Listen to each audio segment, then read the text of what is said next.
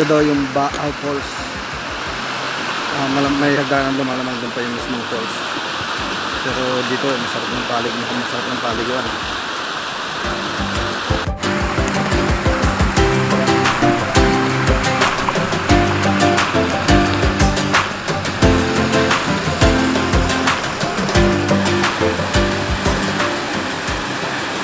Ito ang Ba-Haw Falls dito sa Gigmoto, Catanduanes.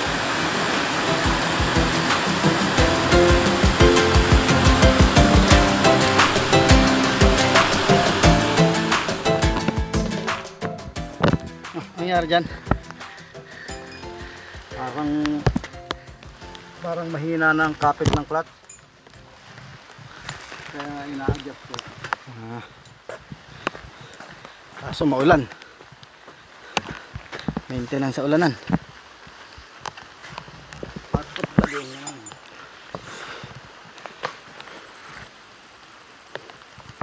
Yung 1 kilometer off-road papunta dun sa Ba-Haw Falls. So hindi na tumuli si Red Bull, nag-adjust na lang siya ng motorsiklo niya. Okay, dito daw yung Nupa Green Lagoon. Yan, banda dyan sa may kulay black na mga bato na yan. Sabi nung ni ate, local dito, 15 minutes walk lang daw. Pero tingin ko sa amin, it will take 1 hour. Dahil ang daan ay doon pa sa likod na yun. Bababa dyan, dito sa baba na to. Dito, bababa dito sa bangin. Tapos saka pa iikot doon.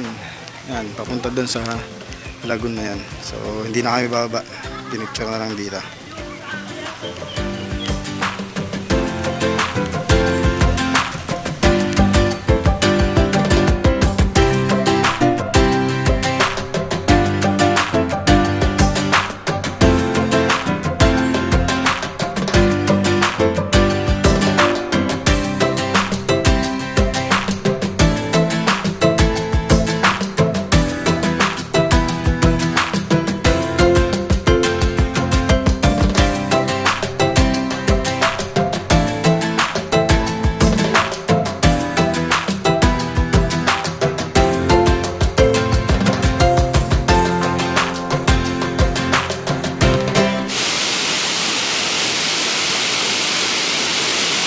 Ito yung Nahulugan Falls dito sa Gigmoto, Catanduanes.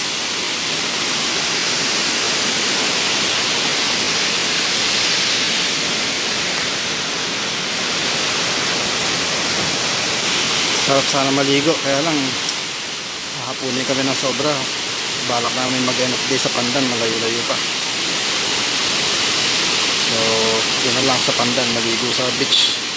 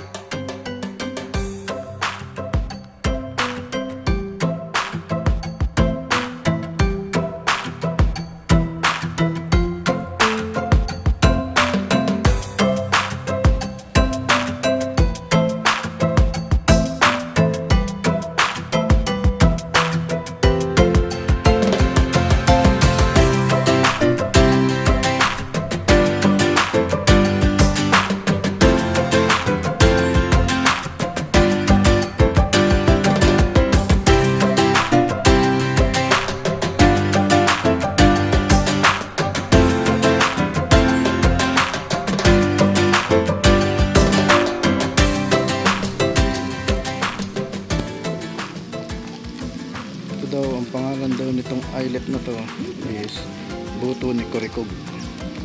Sigurado na intindihan niya ng mga Bicolano. May mga kwento-kwento yan na higante daw na nakahiga. Okay, gahin ulit. Maulan. Pasensya na sa kuha ng camera ng cellphone. Nag-moist na rin pati yung cellphone ko. Buti nagagamit pa. Bye-bye.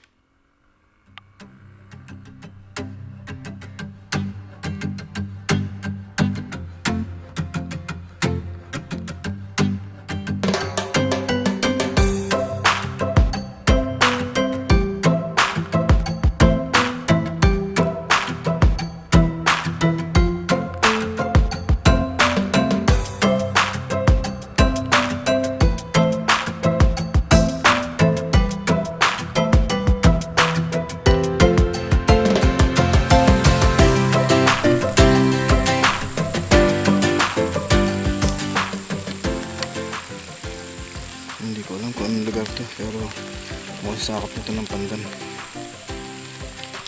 Ganito lang ako, maganda yung view.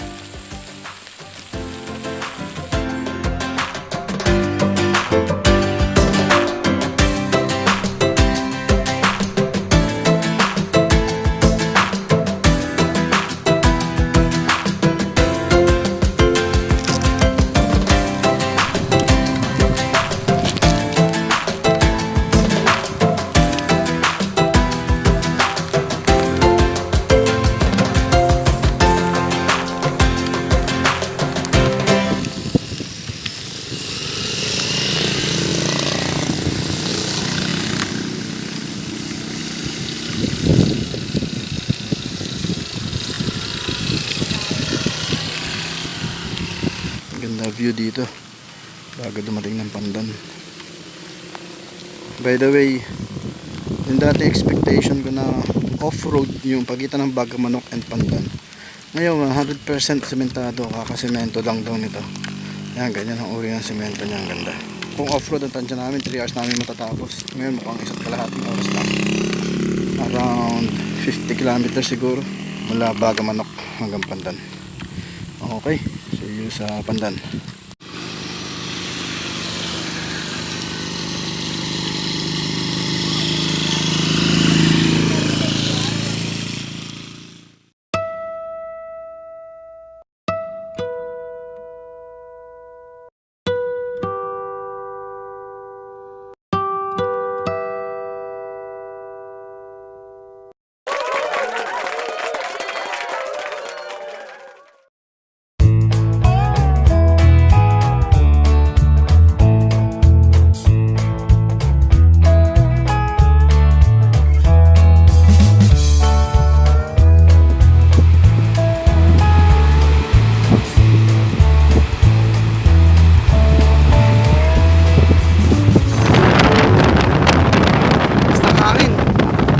Sa mga view dito sa Cagnipa Rolling Hills at dito sa Pandan. Nasa edge na ako ng bangin, medyo malakas ang hangin, mabitawan ko yung cellphone.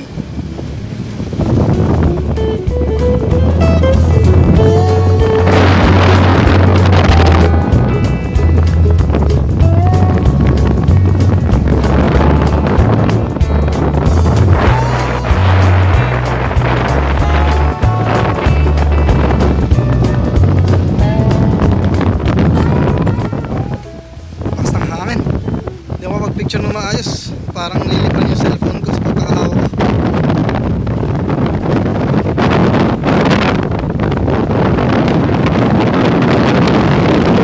Dito ako sa isang mataas na point nitong Cagnipa Rolling Hills. So akala ko lang 300.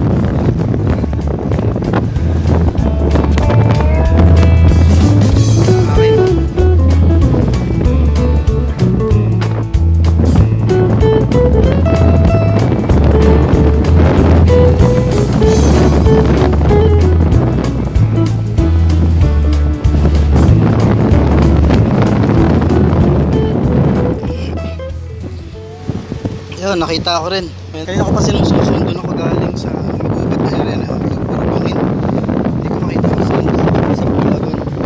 Then nakita ko itong hagdanan na to na pababa. So malaki yung chance na ito na yung papunta sa Blue Lagoon. Yahoo!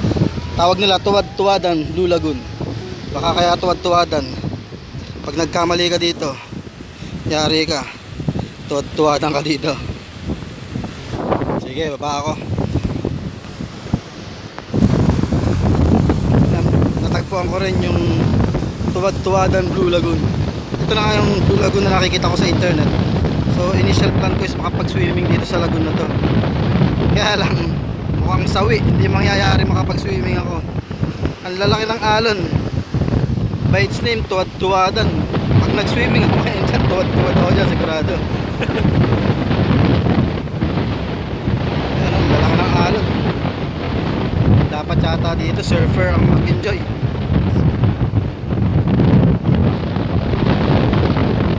Silipin ko kung makababa doon, pero mukhang imposible ah. Enjoy na lang ng view.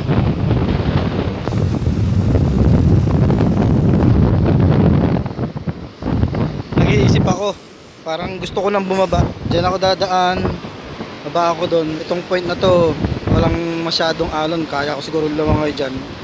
Tapos dito ako magpapahinga sa bato na to. Kaya lang, humampas yung malaking alon, natabunan yung bato. Natakot na naman ako. Baka pag atras nun kasama na ako mahigop papunta doon sa laot. Ayan o, natabunan yung bato. The worst is isiksik pa ako doon sa mga singit-singit ng bato. So, lagi ko sinasabi, another reason to come back. Hindi na talaga. Akit na ako at baka matempt pa akong bumaba. Lalaki oh.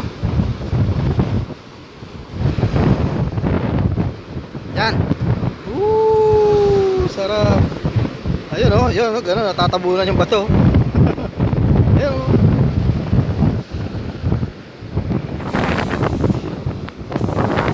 Okay. Okay, babay na muna dito sa Tuwad-tuwadan Blue Lagoon. Hindi na ako maliligo. Tuwad-tuwad abuti ko dyan. Okay.